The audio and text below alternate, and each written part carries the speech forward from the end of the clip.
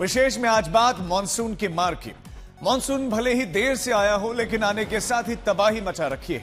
पहाड़ से लेकर मैदान तक हाहाकार मचा हुआ है। नदियां उफान पर हैं तो कहीं शहरों में पानी भरा हुआ है। आपको अलग अलग जगहों का हाल भी बताएंगे, लेकिन सबसे पहले बात करते हैं उत्तराखंड की, जहां से तबाही की कई तस्वीरें सामने आई।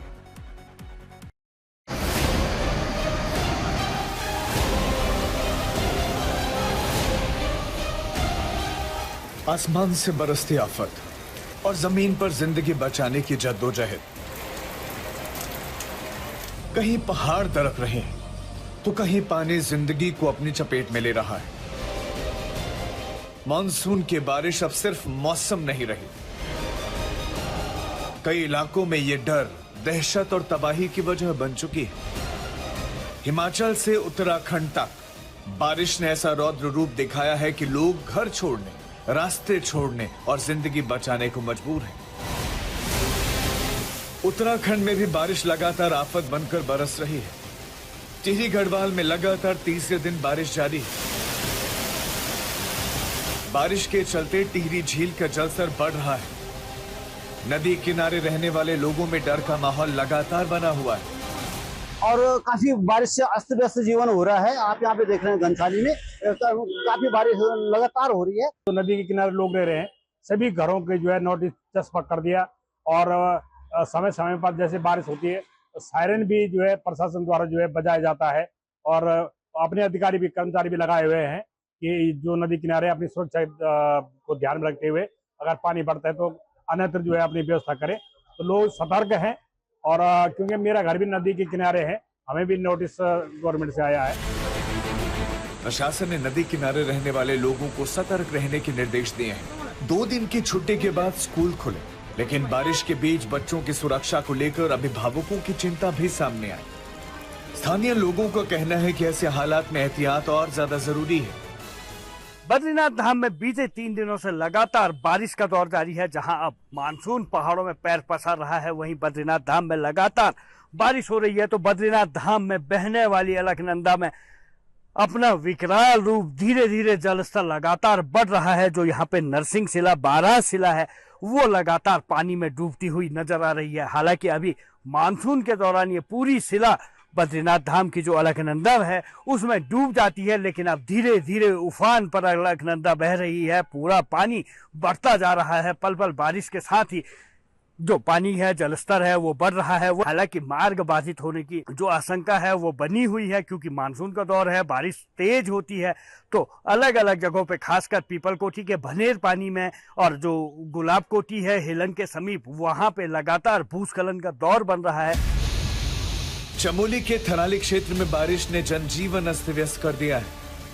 लगातार हो रही बारिश के बाद घाघली गदेरे में भारी मात्रा में मलबा आ गया, जिसके चलते थराली देवाल और थराली कुराड़ मार्ग प्रभावित हुए। एक रास्ता खोल दिया गया है, लेकिन कई इलाकों में अब भी लोगों की मुश्किलें बनी हुई हैं। उफनते नाले के किनारे बसे राडीवगढ़ गांव के लोगों ने पूरी रात दहशत में गुजारी। ग्रामीणों का आरोप है कि सुरक्षा इंतजामों की कमी के कारण हर बारिश में खतरा बढ़ जाता है। चमोली में पहले भी बादल फटने और भारी मलबे की घटनाएं सामने आ चुकी हैं और इस बार मानसून के शुरुआत में ही हालात डराने लगे। उत्तराखंड के बद्रीनाथ धाम में लगातार बारिश जारी है। 3 दिनों से हो रही बारिश का असर अब अलकनंदा नदी पर दिखाई दे रहा है। खतरा लगातार बना हुआ है। नदी का जल स्तर लगातार बढ़ रहा है और अलकनंदा उफान पर बह रही है। हालांकि खराब मौसम के बावजूद श्रद्धालुओं की आस्था कायम। बारिश के बीच भी यात्री बद्रीनाथ धाम पहुंच रहे हैं। यात्रा मार्ग फिलहाल सुचारू है, लेकिन पहाड़ों के बदलते मौसम के बीच खतरा लगातार बना हुआ है।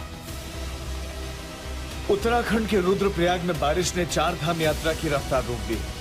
ऋषिकेश बद्रीनाथ नेशनल हाईवे पर खाकरा के पास पहाड़ दरक गया। भारी भरकम बोल्डर सड़क पर आ गिरे और देखते ही देखते हाईवे बंद हो गया। दोनों तरफ वाहनों की लंबी कतार लग गई। कई यात्री घंटों तक रास्ता खुलने का इंतजार करते रहे। बारिश के मौसम में पहाड़ों की यात्रा एक बार फिर चुनौती बन गई है। नैनीताल में लगातार लगभग 8 घंटे हुई मूसलाधार बारिश के बाद 7 नंबर स्थित आलमग कॉटेज और जिला पंचायत रोड क्षेत्र में भू धसाव तेज हो गया। पहाड़ी का बड़ा हिस्सा खिसककर नीचे नाले में जा गिरा, जिससे पूरे इलाके में दहशत का माहौल है। सड़क के ऊपर बने 5 और नीचे स्थित 7 परिवारों के मकान खतरे की जद में। स्थानीय लोगों का कहना है कि अभी समय रहते सुरक्षा कार्य करा दिए गए होते तो आज ये स्थिति पैदा नहीं होती। के क्षेत्र में लगातार वर्षा हो रही है। इसी संबंध में आज जिलाधिकारी महोदय के निर्देशों के क्रम में विभिन्न स्थानों का निरीक्षण किया गया। तो सर्वप्रथम जो 7 नंबर का हमारा लैंड स्लाइडिंग एरिया है उसको आज विजिट किया गया और वहां पर उस निरीक्षण में एक्सीएन पीडब्ल्यूडी और एक्सीएन इरिगेशन भी मौजूद थे। एक्सीएन इरिगेशन को पूर्व में भी आयुक्त महोदय के द्वारा जो है डीपीआर उस एरिया की गठित करके तत्काल काम कराने के लिए निर्देशित किया गया है। तो उसी के क्रम में आज हम लोगों के द्वारा निरीक्षण किया गया और ये देखा गया कि वहां पर तात्कालिक तौर पर भी कुछ कार्य कराए जाने की आवश्यकता है, जिसको इरिगेशन विभाग कल से ही टेकअप करेगा। मौसम विभाग की तरफ से उत्तराखंड के गढ़वाल क्षेत्र के 6 जिलों में ऑरेंज अलर्ट और कुमाऊं क्षेत्र के लिए येलो अलर्ट जारी किया गया है। चंपावत, नैनीताल और उधम सिंह नगर के लिए रेड अलर्ट है। देहरादून, पौड़ी, चंपावत, हरिद्वार, टिहरी, रुद्रप्रयाग, चमोली और नैनीताल जिलों में स्कूल बंद कर दिए गए। पूरे उत्तराखंड में 117 सड़कें अब भी बंद हैं।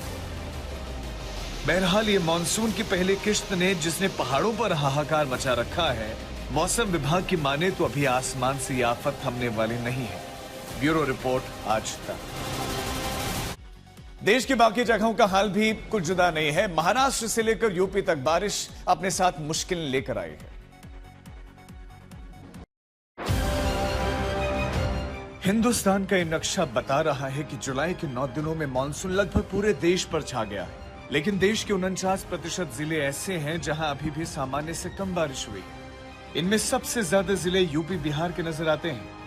ये नक्शा बता रहा है कि मध्य और पश्चिमी भारत में तो सामान्य से ज्यादा बारिश हो गई है, लेकिन अभी पूर्वोत्तर और पूर्वी हिस्से में ठीक से बारिश होना बाकी है। पहाड़ से लेकर मैदान तक हाहाकार मचा हुआ है। हिमाचल प्रदेश की राजधानी शिमला में तो लगातार बारिश के बाद हालात बिगड़ते जा रहे हैं। संजौली इलाके में भूस्खलन के खतरे के चलते कई परिवार घरों से बाहर रहने को मजबूर हैं। लोगों को डर है कि कमजोर हो चुकी जमीन कब धंस जाए और कब कोई बड़ा हादसा हो जाए।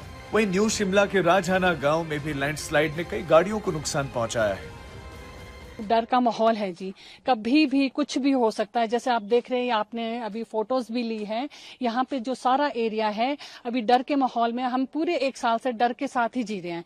लास्ट ईयर 28 जून 2025 को सुबह 4-2:30 बजे के करीब ये जो लैंडस्लाइड हुआ था, जिससे कि सब कुछ यहाँ पे हमारी बिल्डिंग की सीढ़ियां वगैरह सब कुछ टूट गया था। और तब से लेकर हम लोग तो डर डर के ही जी रहे हैं। बार बार हम रिक्वेस्ट करने पर भी यहाँ पे कुछ नहीं। जैसे ही बरसातें शुरू होती है, इनका काम भी स्टार्ट होता है और हमारा तो ये कि कभी भी कुछ भी हो सकता है, इनका बैन किया जाए इसको। जम्मू कश्मीर के पुंछ में बारिश के बाद अचानक बाढ़ ने हालात बिगाड़ दिए। तेज बहाव में कई लोग फंस गए। प्रशासन और राहत टीमों ने लगभग 25 लोगों को सुरक्षित बाहर निकाला। पानी का वेग इतना तेज था कि लोगों की जिंदगी कुछ घंटों के लिए खतरे में आ गई। बचाव हो गया, लेकिन एडमिनिस्ट्रेशन से यही गुजारिश है कि हमने पिछले साल भी यहाँ एसडीएम साहब भी मौके पर आए थे, उन्होंने बोला था कि हम आपको क्रेडिट देंगे। अभी तक ना उन्होंने कोई क्रेडिट दिया, ना इस पुल का कोई इंतजाम किया। सिचुएशन यहाँ पे हुई है, इसमें तकरीबन 8 से 10 घर जो है वो इफेक्टेड हुए हैं।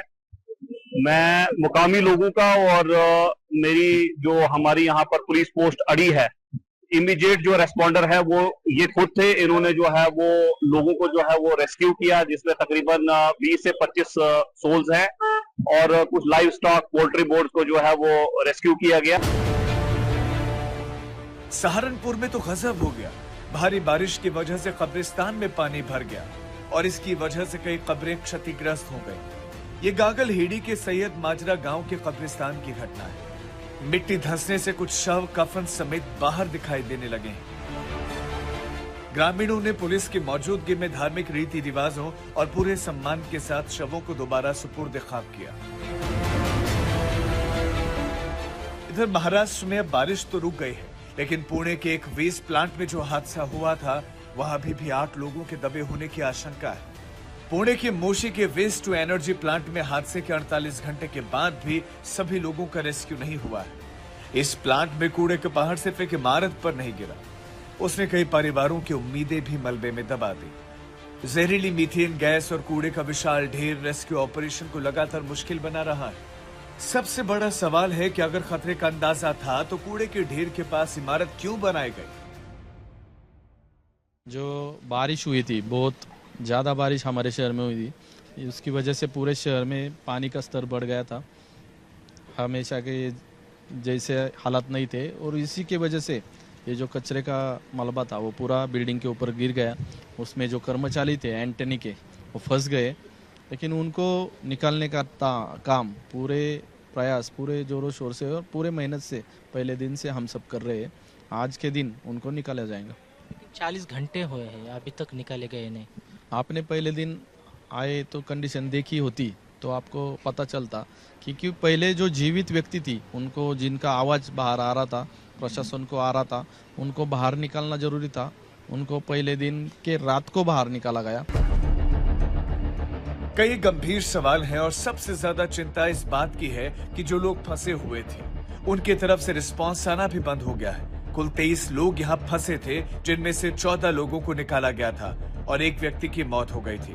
अभी भी जो 8 लोग हैं उनकी क्या स्थिति है ये पता नहीं है। पुणे स्थित मोशी में जो इंसिडेंट हुआ था, इसको लेकर 45 घंटों के बाद भी एनडीआरएफ टीम की रेस्क्यू जारी है। अभी हम मोशी स्थित कचरा डिपो में हैं। यहाँ पर देख सकते हैं कि जेसीबी से जहाँ पर वेस्ट टू एनर्जी बिल्डिंग है जो ढही थी, उसके आजू बाजू में कचरा निकालने का काम जारी है।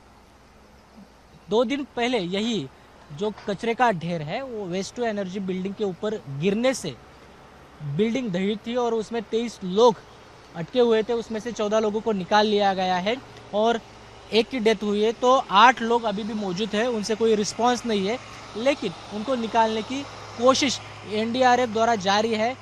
पिछले कुछ घंटों से इस काम में तेजी आई है।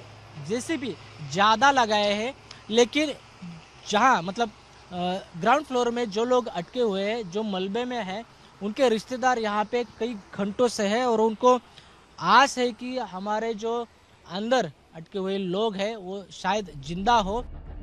प्रशासन कह रहा है कि बिल्डिंग के अंदर कचरे की वजह से मीथेन गैस है, जिसकी वजह से पूरे रेस्क्यू ऑपरेशन में समस्याएं आ रही हैं। अब पूरी इमारत तोड़कर इन लोगों तक पहुंचने की कोशिश हो रही है। अभी जो last phase of rescue operation है वो बहुत क्रिटिकल हो रहा है।